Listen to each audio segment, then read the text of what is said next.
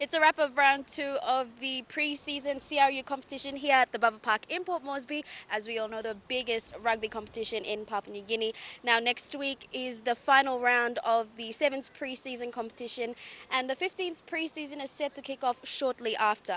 Now, while the dates for the season proper are still tentative, CRU Tournament Director Paul Joseph has set it for March this year. This is the second weekend of the pre-season Club Sevens. We started last week. We had 12 clubs playing last week. We had the men's only matches last weekend, and this week we had 6 women's teams added to the competition. Unfortunately, yesterday we only had 4.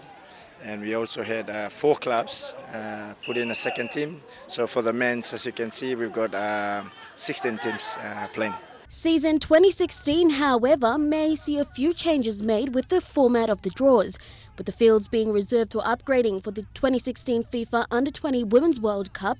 CRU will only have 1 field to roll out the tournament. It's all about consolidating numbers for each club. So we have only 4 grades.